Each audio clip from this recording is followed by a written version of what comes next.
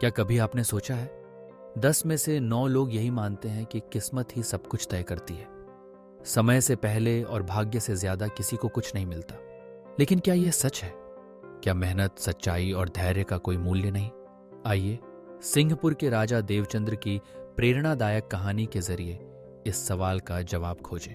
बहुत वर्ष पहले समृद्ध सिंहपुर राज्य के न्यायप्रिय राजा देवचंद्र को लोग भगवान का स्वरूप मानते थे। उनकी एक नीति थी, दरबार में आने वाला कोई भी फरियादी निराश नहीं लौटता। एक दिन दरबार में एक अनजान व्यक्ति आया।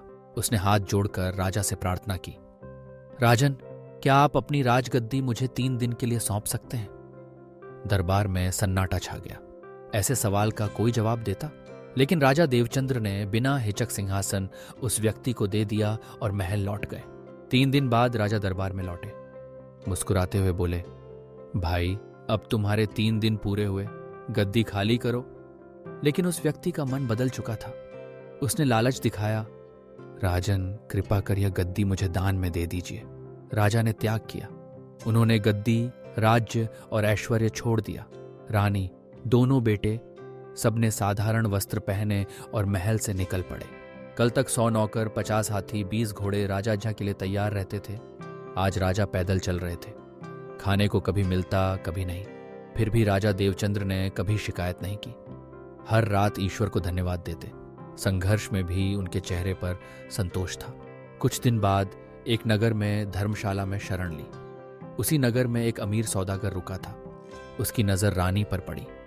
राजसी आभा देख उसने चाल चली।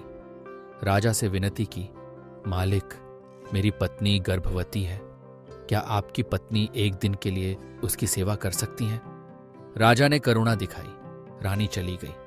सौदागर ने धोखा दिया। रानी को घोड़े पर बैठाकर दूर ले गया।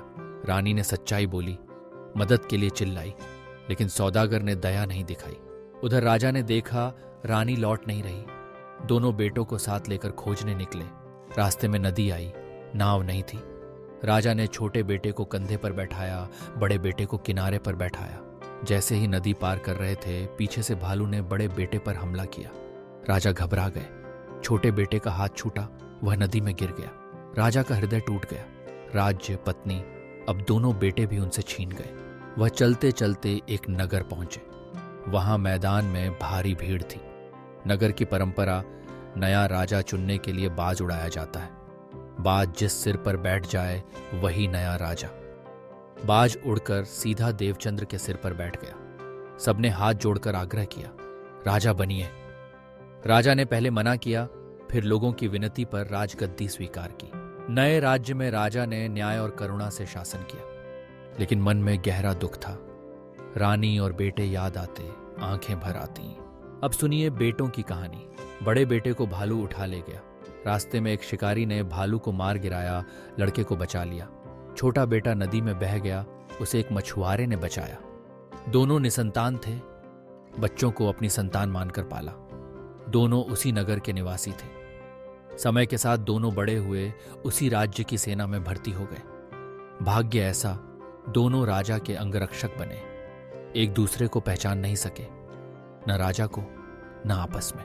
राजा को दोनों लड़के बहुत अच्छे लगे। वे उनसे बातें करते, उनके साथ समय बिताते। एक दिन वही सौदागर जिसने रानी को छल से अपने साथ ले गया था, नगर में लौट आया। रानी को उसने बंदी बना रखा था। सौदागर ने दरबार में तोहफा भेजा। राजा से मिलने गया। दोनों में लंबी बातें हुई। एक रात राजा ने सौदागर को महल में रुकने का आग्रह किया। सौदागर बोला, मेरी पत्नी मानसिक रूप से अस्थिर है। मुझे डर है कहीं भाग न जाए। राजा ने दोनों अंगरक्षकों को सौदागर की पत्नी की निगरानी का आदेश दिया। रात में छोटे लड़के को नींद आने लगी। बड़े ने टोका, कहानी सुनाओ। बड़े ने अपनी कहानी शुरू की। मैं एक राजा का बेटा हूं। पिता ने राज्य त्याग दिया। मां और छोटे भाई के साथ यात्रा पर निकले। सौदागर ने धोखा दिया। नदी पार करते वक्त भालू ने मुझे उठा लिया। छोटा भाई नदी में गिर गया। मुझे शिकारी ने बचा लिया।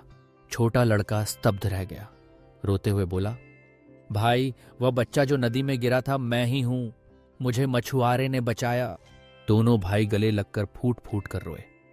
रोने की आवाज सुनकर कमरे में बंद महिला चौंक गई। दरवाजा पीटा। कौन रो रहा है? लड़कों ने पूरी कहानी सुनाई। महिला सिसकते हुए बोली, क्या तुमने अपनी मां को नहीं पहचाना? वह दोनों से लिपट गई। वर्षों बाद मां बेटों का मिलन हुआ। तुरंत राजमहल पहुंचे, राजा को सच्चाई बताई। राजा ने सिपाहियों को आदेश दिया, महिला को दरबार में लाओ। जैसे ही महिला राजा के सामने आई, दोनों की आंखें भर आईं। वर्षों बाद पति पत्नी, मां बेटे एक दूसरे से मिले। पूरा दरबार भावुक हो उठा। सौदागर भागने की कोशिश करने लगा। सिपाहियों ने पकड़ लिया। राजा ने उसका सारा अवैध सामान जब्त किया। उसे मृत्युदंड देने का आदेश दिया। अब सुनिए उस व्यक्ति की कहानी जिसने छल से सिंहपुर का राज्य लिया था। राजा बनने के बाद वह क्रूर हो गया। प्रजा पर भारी कर लगाए। 10 में से 8 लोग गरीबी और अत्याचार से त्रस्त हो गए। मंत्री परेशान हो गए। एक ईमानदार मंत्री ने गुप्त योजना बनाई। झूठे राजा को जहर देकर मार दिया। सिंहपुर के मंत्री असली राजा को ढूंढने आए।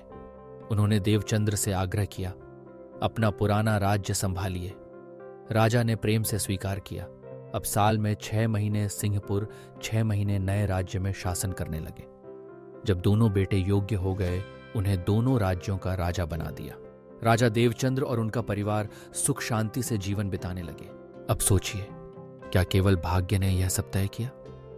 अगर देवचंद्र ने सच्चाई, करुणा और धैर्य न दिखाया होता, क्या उनका परिवार फिर से मिल पाता? क्या दोनों बेटे भटक कर खो जाते या अपनी पहचान पा लेते? अगर रानी ने साहस न दिखाया होता, क्या वह कभी अपने परिवार तक लौट पाती? अगर दोनों बेटों की नीयत साफ न होती, क्या वे राजा के अंगरक्षक बन पाते? इस कहानी में 5 बड़े मोड़ आए। हर बार किसी न किसी ने सत्य, मेहनत या करुणा का चुनाव किया। हर बार नियति ने परीक्षा ली, लेकिन जीत उसी की हुई जिसने कभी हार नहीं मानी। मित्रों, जीवन में संघर्ष, धोखा, बिछड़ना सब आता है, लेकिन 100 बार गिरने के बाद जो 101वीं बार उठता है, वही सब कुछ पा लेता है। भाग्य की रेखाएं बदलती हैं, लेकिन इंसान की सच्ची कोशिश कभी व्यर्थ नहीं जाती। ईश्वर उसी की मदद करता है जो खुद की मदद करता है। समय से पहले, भाग्य से ज्यादा, यह कहावत अधूरी है।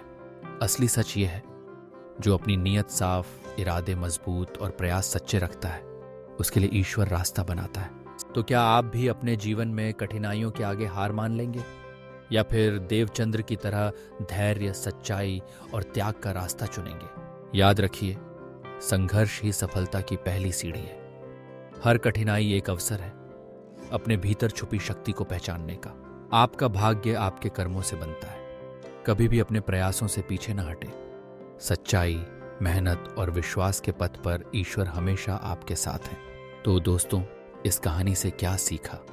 कि भाग्य, समय और मेहनत सबका अपना स्थान है, लेकिन जो सच्चाई, धैर्य और करुणा से आगे बढ़ता है, वही अंत में जीतता है।